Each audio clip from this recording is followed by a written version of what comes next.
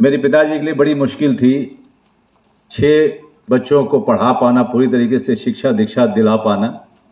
तो उनके कष्ट को, उनके संघर्ष को जो है बड़े करीब से मैं देखता था, क्योंकि भगवान ने चाहा था कि मैं अभिनेता बनूं, वो अब ऐसा लग रहा है मुझे। तो वो वार्म हार्ट अपने फादर के लिए मेरा हमेशा रहा था, और मैं दूर से जो है कूल आइज के साथ देखता रहता था उनको, उनके संघर्ष को, उनकी तड़प को। उनकी बड़ी इच्छा थी कि मेरे सारे बच्चे ग्रेजुएट बने। उस समय में ग्रेजुएट होना एक बहुत बड़ी बात होती थी, तो उनकी बड़ी इच्छा थी। तो इसलिए जो है वो संघर्ष लगातार, गांव में जाके कर्जे लेना। कभी कभी बस आती थी, कभी कोई बस आती थी और अचानक से उसकी सेवा भी बंद हो जाती थी, जो हमें स्कूल डिस्ट्रिक्ट टाउन तक लेके जाती थी वो बस। लेकिन 5वीं क्लास में मुझे ऐसा एहसास हुआ कि मैं कुछ और करना चाहता हूं। मेरे पिताजी चाहते थे कि चूंकि मैं बड़ा बेटा हूं, एक बड़े बेटे के रूप में घर की जिम्मेदारी को समझूं और डॉक्टर बनूं। लेकिन मेरे अंदर में डॉक्टर का डर भी नहीं था, ये मैं बात समझ चुका था। 5वीं 6ठी क्लास में मेरे टीचर ने मुझे कहा कि क्लास को रिप्रेजेंट करने के लिए एलोक्यूशन कॉन्टेस्ट में मनोज बाजपेयी को चुना जाता है। और मैं बहुत ही शांत, धीर गंभीर, चुप रहने वाला लड़का हुआ करता था, और मुझे कविता दी गई थी श्री हरिवंश राय बच्चन जी की कविता, जो बीत गई सो बात गई।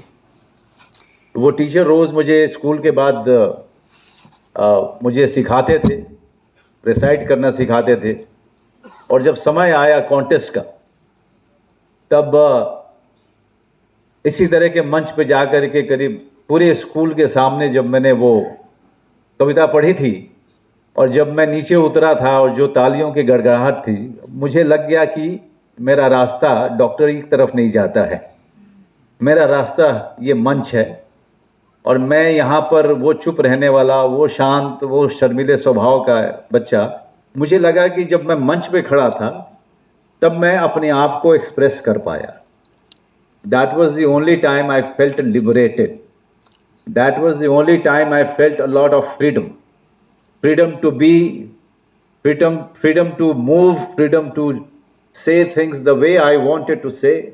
एक आज़ादी, एक स्वच्छंदता का एहसास हुआ था मुझे। वो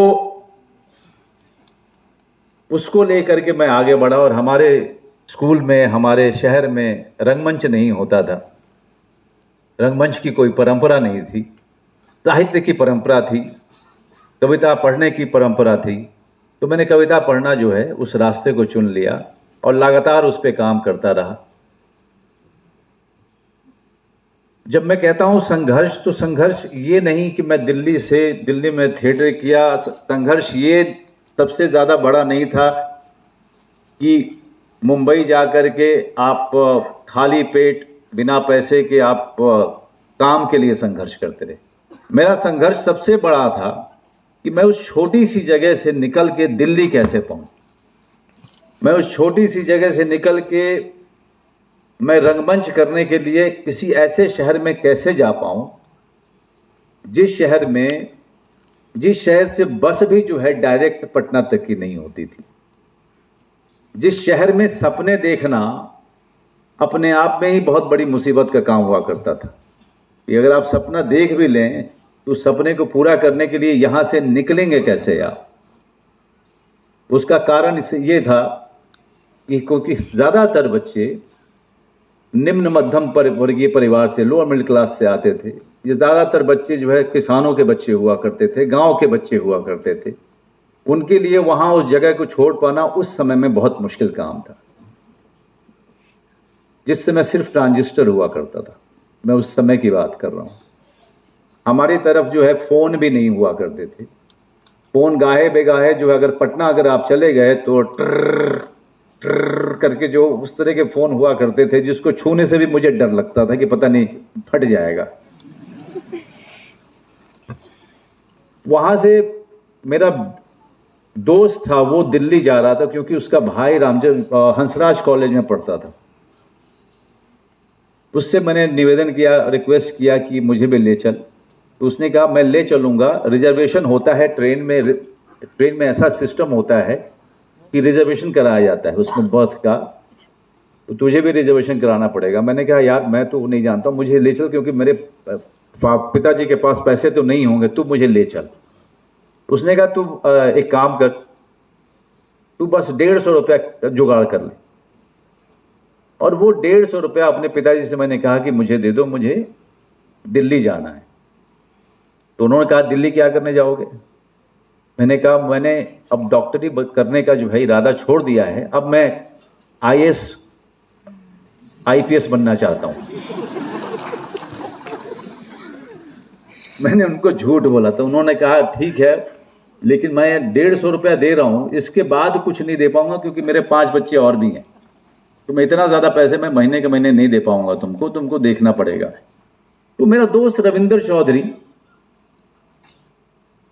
वो मुझे लेकर के दिल्ली आया, और रिजर्वेशन था नहीं, तो टीटी जिस बॉगी में आता था, हमारी बॉगी में अगर टीटी घुसने वाला होता था तो मैं दूसरी बॉगी में भाग जाता था।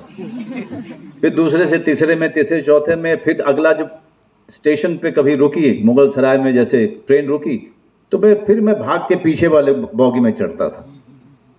तो इस तरह से करते करते अलीगढ़ आया।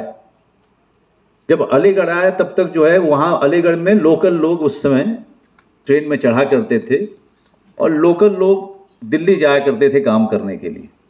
तो उनके चढ़ने के बाद जो रिजर्वेशन का सिस्टम था वो ख़त्म हो जाता था, क्योंकि वो इतनी भीड़ आती थी कि वो सोते हुए को भी उठा देते थे कि उठो उठो उठो।